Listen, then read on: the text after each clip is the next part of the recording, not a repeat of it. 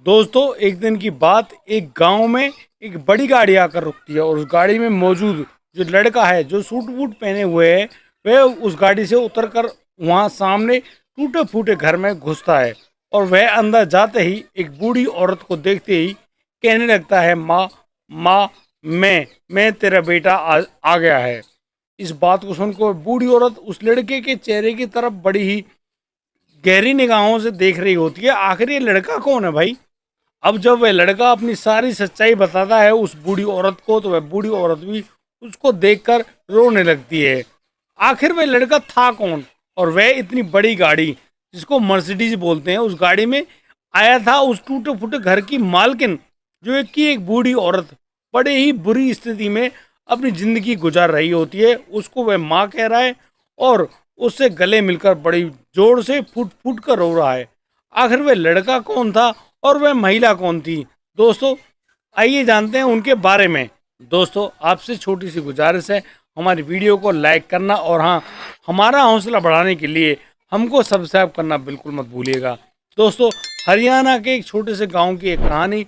जब उस गांव में वह लड़का बड़ी सी गाड़ी लेकर सूट बूट पहनकर पहुंचता है, तो उसे देखकर वहाँ आस पड़ोस के सभी लोग काफ़ी ज़्यादा हैरान रहते हैं और सोचते हैं कि आखिर ये लड़का कौन है भाई, और यहाँ पर क्या कर रहा है। वह लड़का जब उस घर में घुसता है, तो वहाँ उस घर में मौजूद वह बूढ़ी औरत, जिनका नाम सावित्री देवी है, उनसे मिलकर फुट फुट कर रो रहा है।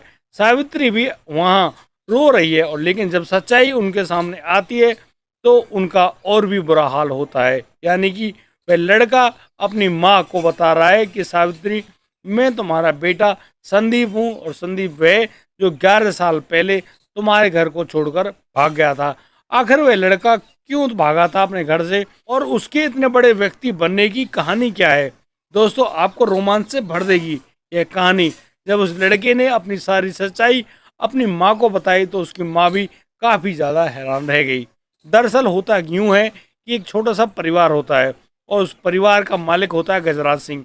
गजराज सिंह की पत्नी होती है सावित्री देवी। गजराज सिंह जो मेहनत मजदूरी किया करता है, घर में उसकी पत्नी सावित्री देवी मौजूद होती हैं। और दोस्तों, बहुत ही जल्दी उनके घर में किलकारी गूंजने वाली है, यानी कि सावित्री देवी प्रेग्नेंट होती है। और फिर क्या था, सावित्री देवी एक बेटे को जन्म देती हैं। दोनों माँ बाप अपने बेटे का बड़े प्यार से नाम रखते हैं संदीप। संदीप अब बड़ा हो रहा था, और संदीप अभी 5 साल का ही हुआ था कि, और अब संदीप के पिता गजराज सिंह की एक गंभीर बीमारी के कारण मौत हो जाती है। गजराज की मृत्यु होने पर अब जो सावित्री देवी है, उसका परिवार उसके लिए बहुत ज़्यादा परेशान हो जाती है। वह सावित्री देवी को कहने लगते हैं कि सावित्री, तुम अकेले इस बच्चे के साथ कैसे जीवन जी पाओगी? उससे बढ़िया है कि तुम शादी कर लो, और इस बच्चे का ख्याल तो हम लोग रख लेंगे, लेकिन तुम अपना घर बसा लो और अपनी शांति से ज़िंदगी जियो। लेकिन सावित्री देवी कहती है कि उसके पास उसके पति की अंतिम निशानी तो से यह लड़का संदीप ही है, और वह संदीप के साथ उसका अच्छे ढंग से पालन पोषण भी कर लेगी और अपने बेटे को भी ठीक ढंग से पाल लेगी। इसी बात को मानकर अब वह जो सावित्री देवी हैं, वो अपने बेटे संदीप के साथ उसी टूटे फूटे घर में अपनी ज़िंदगी जीना शुरू कर देते हैं। धीरे धीरे वक्त गुजरता है और संदीप अब बड़ा होने लगता है। संदीप की माँ अब छोटा मोटा काम किया करती है, यानी कि वह पड़ोसियों के यहाँ जाकर, बड़े जो घर होते हैं उनके वहाँ घर जाकर बर्तनों को धो दिया करती है, और वहीं से उसको खाने पीने का सामान मिल जाता है, कुछ पैसे वगैरह मिल जाते हैं, उनसे उनका घर परिवार चल रहा होता है। संदीप अब स्कूल जाना शुरू कर देता है।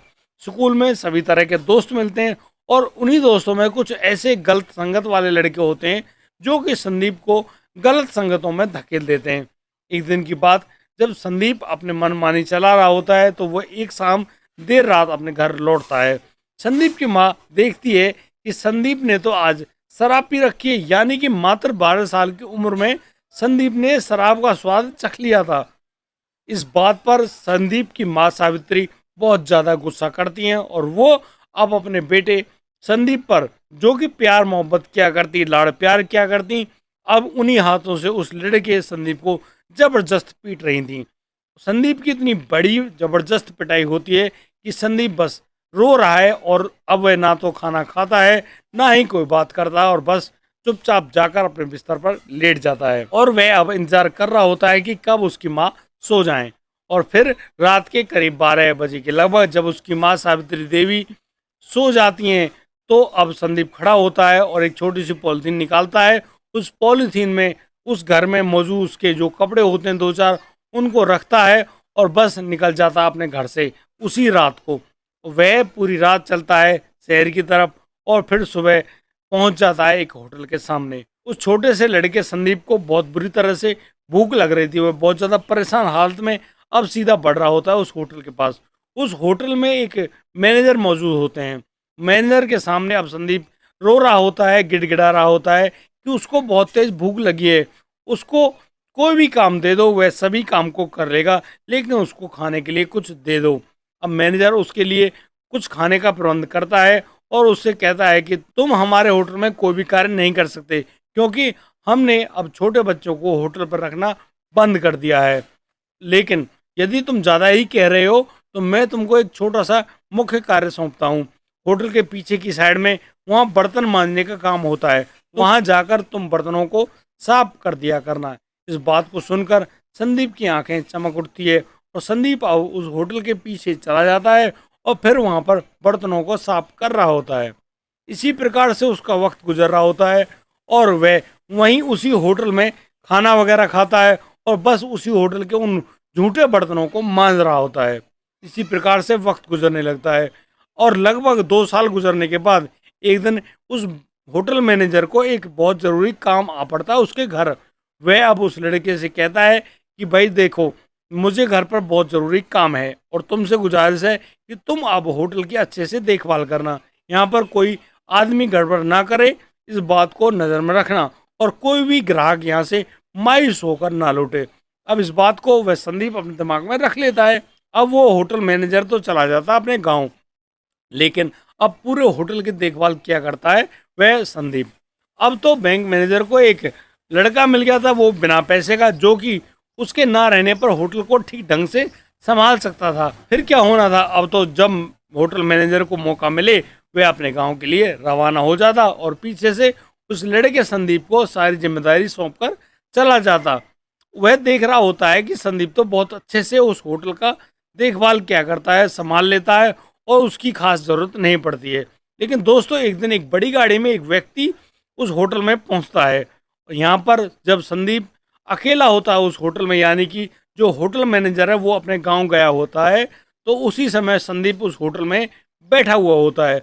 उन व्यक्ति के वहाँ आने पर अब संदीप बड़े ढंग से उनका स्वागत करता है और उनसे पूछता है कि आपको खाने में क्या चाहिए। तो अब वो व्यक्ति अपना ऑर्डर लिखवा रहे होते हैं और संदीप सारे ऑर्डर को नोट करके आगे बढ़ा रहा होता है अपने बावर्ची के पास। संदीप जब उन व्यक्ति को खाना खिलाता है तो वह व्यक्ति उस खाने में काफ़ी सारी कमियां निकालता है। अब इन सारी कमियों को जानते हुए संदीप अब उन ग्राहक को खूब अच्छे ढंग से संतुष्ट कर रहे होते हैं और जब वह व्यक्ति संतुष्ट नहीं हो रहा होता है तो वहाँ पर भीड़ सी लग जाती है, यानी कि उस होटल के सभी कर्मचारी वहाँ पर इकट्ठे हो जाते हैं। उनमें से 2-4 कर्मचारी ऐसे भी होते हैं जो काफ़ी दिनों से वहाँ पर काम कर रहे होते हैं। वो अब उन आदमी को देखते हुए सलाम ठोकते हैं और कहते हैं कि मालिक आप आए हैं। दरअसल वह व्यक्ति कोई और नहीं, वह तो उस होटल का मालिक होता है और उनके 4-5 होटल हैं और वो उन सभी होटलों के मालिक हैं। उनके इस प्रकार से नमस्कार करने पर संदीप भी सहम सा जाता है और वह भी अब नमस्कार करता है उन मालिक को। लेकिन मालिक, जो कि हर बात को नोट कर रहा होता है, वह अब उस लड़के से कहता है कि तुम्हारे होटल का मैनेजर कहाँ है। तो संदीप अब बताता है कि उस होटल का जो मैनेजर है वह तो अक्सर अपने गांव चला जाता है और सारी जिम्मेदारी उसको सौंप कर जाता है। अब वह जो होटल के मालिक हैं वो उस होटल मैनेजर के पास फ़ोन करते हैं और उससे कहते हैं कि भाई अब तुम्हें होटल आने की कोई भी ज़रूरत नहीं है, अब तुम अपने घर ही रहना, मैंने एक नए होटल मैनेजर को चुन लिया है। और यह सब जो हो रहा था वह सब उस संदीप की अच्छे ढंग से काम करने, उसकी ईमानदारी की वजह से हो रहा था। होटल के मालिक को अब संदीप का काम बहुत ज़्यादा पसंद आता है और वह कहता है कि आज से तुम इस होटल के मैनेजर हो। अब होटल के मैनेजर बनाए जाने पर संदीप तो और भी ज़्यादा बेहतर तरीके से काम करने लगता है और उसको एक अच्छी खासी तनख्वाह भी मिलती है, यानी कि संदीप तो बहुत ज़्यादा खुश। होटल का मालिक अब संदीप को एक दिन अपने घर बुलाते हैं। संदीप जब उनके घर पहुंचता है तो देखता है कि उसके होटल के जो मालिक हैं वो तो बहुत बड़े आलीशान घर के मालिक भी हैं, और वहाँ पर होटल का मालिक और उनकी पत्नी ही मौजूद है उस घर में। यानी कि उस होटल मालिक की कोई भी और संतान नहीं होती है। वह होटल मालिक अब संदीप को एक खास जिम्मेदारी सौंप रहे होते हैं। वो कहते हैं कि मेरे जो 5-6 होटल और भी हैं, उन होटलों को भी तुम्ही को संभालना है। यानी कि उन होटलों में जो कुछ भी हो रहा है, यानी कि किसको नौकरी पर रखना है, किसकी कितनी पेमेंट करनी है या लेनी है, अब सारे काम को तुम देखोगे। इस बात को सुनकर काफ़ी ज़्यादा हैरान होता है संदीप। संदीप अब वो होटल के मालिक के सामने कुछ भी नहीं कहता है और सर झुकाकर सारे काम को स्वीकार कर लेता है। बस फिर क्या था, अब तो जो संदीप है वो 5-6 होटलों का एक होटल मैनेजर था और वह सभी जगह अब काम किया करता। अब उस संदीप को एक बड़ी गाड़ी और तो और एक ड्राइवर भी दिया जाता है और कहा जाता है कि तुम सभी होटलों पर क्या चल रहा है, किसकी कितनी सेल है और कौन होटल कितना बेहतर काम कर रहा है, उसके बारे में पूरी जानकारी रखो, क्योंकि तुमने जिस होटल को इतना ज़्यादा चमका दिया है, जिससे इतनी ज़्यादा पेमेंट आ रही है, वो तुम्हारी कड़ी मेहनत का ही फल है। इन बातों को सुनकर संदीप बहुत ज़्यादा खुश होता है। एक दिन होटल के मालिक की बीवी उनसे कहती है कि हमारा कोई बच्चा नहीं है, और संदीप भी अनाथ मालूम पड़ता है। संदीप भी अपने परिवार के बारे में कुछ भी नहीं बताता है। अब उसका परिवार है या नहीं, एक बार उससे जानकारी तो लीजिए, क्योंकि संदीप जैसा लड़का यदि हमको मिल जाए तो बस हम उस लड़के को गोद ले लेंगे। इस बात को अब होटल मालिक ध्यान से सुनते हैं और समझते हैं और कहते हैं अपनी बीवी को कि अभी वह टाइम आया नहीं है, तुम थोड़ा इंतज़ार कीजिए। और दोस्तों, करीब 6 महीने बाद ही अब होटल के जो मालिक होते हैं उनकी बीवी का हो जाता है देहांत, यानी कि उनकी मौत हो जाती है। और उनकी मौत होने पर अब होटल के मालिक बहुत बुरी तरह से टूट जाते हैं और काफ़ी ज़्यादा गम में डूब जाते हैं। अब तो उनके भी शरीर को बहुत सारी बीमारियों ने घेर लिया था। अब तो उस संदीप के ऊपर उन होटलों को संभालने के साथ साथ उस व्यक्ति के परिवार को, घर को संभालने की भी जिम्मेदारी आ गई थी। अब उस होटल के जो मालिक हैं वो संदीप से कहते हैं कि देखो, तुम्हें अब कहीं भी जाने की कोई ज़रूरत नहीं है, अब तुम इसी घर में रहा करना। देखा तुमने, अब यहाँ पर हमारी जो धर्मपत्नी है वो तो है नहीं, अब तुम ही यहाँ पर रहना। और संदीप अब उस होटल मालिक के उस आलीशान घर में रहने लगता है और ऐसे ऐसे उनका अब समय गुजर रहा होता है। होटल मालिक संदीप के काम करने की इस खास प्रक्रिया से बहुत ज़्यादा खुश होते हैं और अब वो एक दिन अपना निर्णय सुना रहे होते हैं संदीप को। संदीप को वो अब सभी होटलों के मालिक बना देते हैं, उस आलीशान घर के मालिक बना देते हैं और कहते हैं कि मेरी मौत के बाद अब तुम ही सभी प्रॉपर्टी, सारी पैसा जो कुछ भी है उस सब के तुम वारिस होंगे। इस बात को सुनकर वह लड़का संदीप काफ़ी ज़्यादा सहम जाता है, उसकी आंखों से आंसू बहने लगते हैं। वह कहता है कि मालिक, ऐसी बात मत करो, क्या मैं तुम्हें बाबूजी कह सकता हूँ, क्योंकि मुझे जीवन में कभी भी पिता का प्यार नहीं मिला है। इन बातों को सुनकर होटल के जो मालिक होते हैं वो भी काफ़ी ज़्यादा भावुक हो जाते हैं और वो कहते हैं कि संदीप, मैंने कभी तुम्हें तुम्हारे बारे में कुछ पूछा नहीं, लेकिन आज तुम मुझे यह तो बता दो कि तुम आखिर कहाँ के तो रहने वाले हो और तुम्हारे परिवार में कौन है। इस बात को सुनकर संदीप अब चुप होता है और वह कहता है कि मालिक, उसके घर में उसकी एक माँ है, उन माँ को वह करीब 11 साल पहले उस गांव में छोड़कर आया था। पता नहीं वह माँ आज जिंदा भी होगी या नहीं होगी। मेरी माँ ने उस रात मुझे बहुत बुरी तरह से पीटा था और उसी वजह से गुस्से में मैं घर छोड़कर निकल आया था और तब से ही मैं आपके होटल पे रह रहा हूँ और आपकी सेवा कर रहा हूँ। यहाँ पर होटल मालिक कहते हैं कि कोई बात नहीं संदीप, मेरी तुमसे एक खास गुजारिश है, क्या तुम अपनी माँ से मुझे मिलवा सकते हो। तो यहाँ पर संदीप कहता है कि वह अपने गांव जाकर जरूर देखेगा कि उसकी माँ है या नहीं, और फिर वह अपनी माँ को तुमसे मिलवाने का जरूर प्रयास करेगा। इतनी बात सुनकर अब होटल मालिक कहते हैं तो फिर बेटा देर किस बात की, तुम अभी गाड़ी लेकर जाओ, अपनी माँ को बिठा कर लाओ। अब संदीप गाड़ी लेकर अपने गाँव निकल पड़ता है। 3-4 घंटे का सफ़र काट कर संदीप जब अपने घर पहुँचता है तो वहाँ उस घर की हालत को देखकर काफ़ी ज़्यादा परेशान होता है और देखता है कि टूटे फूटे घर में उसकी माँ होगी या नहीं। अब वह लड़का संदीप, जो कि सूट बूट में बड़ी गाड़ी लेकर गया हुआ था पूरे गांव में, उस गाड़ी को देखने के लिए और भी बहुत सारे लोग वहाँ पर इकट्ठे हो जाते हैं। तो संदीप जैसे उस घर के अंदर घुसता है तो वह देखता है कि उस घर में एक बूढ़ी सी औरत खाट पर लेटी हुई है। संदीप अब उस औरत से जैसे ही मिलता है तो वह फूट फूट कर रोने लगता है और कहता है उन औरत को कि माँ, मैं तुम्हारा बेटा संदीप हूँ। इस बात को सुनकर वह जो सावित्री हैं वो भी काफ़ी ज़्यादा हैरान होते हुए कहती हैं कि बेटा, तुम जिंदा हो। मैंने तो तुम्हारे बारे में कुछ ऐसा ही सोचा था कि तुम अब इस दुनिया में ही नहीं हो, क्योंकि भाई तुम्हें गए हुए भी तो 11 साल हो गए हैं। तो यहाँ पर संदीप कहता है कि माँ, तुम्हारा बेटा मरने वाला नहीं, और ये देखो देखो तुम्हारे बेटा ने कितनी अच्छी कामयाबी हासिल करी है। अब मैं तुमसे गुजारिश करने आया हूँ, तुमको अपने साथ लेकर चलने वाला हूँ एक अपने घर में, एक इतने बड़े घर में जिसे देखकर आप भी हैरान रह जाओगी। अब सावित्री कहती है कि बेटा, उसकी अब कोई इच्छा नहीं है कहीं बाहर जाने की, वह तो अब इसी गांव में रहेगी, क्योंकि इस गांव वालों ने उसके ऊपर बहुत सारे एहसान जो किए हैं, उनको खाना दिया करना, पैसे भी दिया करना जिनसे उनका इलाज चलता है, ये सब कुछ मेरे यही गांव वाले तो कर रहे थे। अब इस बात को सुनकर जो लड़का होता है संदीप, वो भी काफ़ी ज़्यादा भावुक होता है, लेकिन वह कहता है कि माँ, अब जैसा चाहो ऐसा ही होगा, लेकिन मेरी तुमसे गुजारिश है कि मेरे मालिक ने तुमसे मिलने की एक बहुत बड़ी विनती करी है और मैं तुम्हें अपने मालिक से मिलाने के लिए ले जाना चाहता हूँ।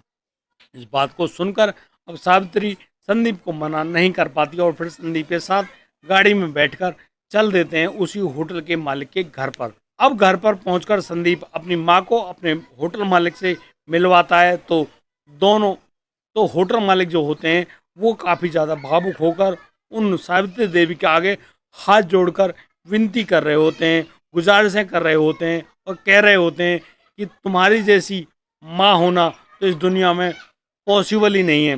तुम इतनी अच्छी माँ हो, तुमने जो इस संदीप जैसे सपूत बेटा को जन्म दिया है। आज इस लड़के ने सारे काम संभाल रखे हैं और अब ये इतनी सारी प्रॉपर्टी, इतने सारे होटल, यानी कि मेरे हर चीज़ का मालिक अब यह बेटा है। मैं चाहता हूँ कि तुम अब इस घर में रहो और मालकिन बनकर रहो। आज से तुम भी मेरी माँ जैसी हो। और बस इस बात को सुनकर अब सावित्री देवी बहुत ज़्यादा भावुक हो जाती हैं और अब तीनों लोग जो मौजूद हैं वहाँ पर, यानी कि वे होटल मालिक, संदीप और संदीप की माँ, सभी लोग अपने अपने आंसुओं को पोंछते हुए भगवान का शुक्रिया अदा कर रहे होते हैं। दोस्तों, हमारी इस कहानी को सुनाने का, बताने का जो उद्देश्य है वह सिर्फ इसलिए है कि इन कहानियों से आप लोग सीख लें, अपने जीवन को अच्छा बनाएं, संवारें और तो और आपकी कार्यविधि संभल जाए। दोस्तों, यदि आपको हमारी वीडियो और दी गई जानकारी अच्छी लगी हो तो आप लोग हमें लाइक करें, कमेंट करें, शेयर करें और हाँ, सब्सक्राइब करना बिल्कुल ना भूलें। दोस्तों, अब दीजिए मुझे इजाज़त, मिलता हूँ कल, लाता हूँ एक और नया प्यारी सी कहानी। तब तक के लिए आप बढ़िया रहें, बेहतर रहें, अपना और अपने परिवार का बखूबी ख्याल रखते रहें। जय हिंद, जय भारत।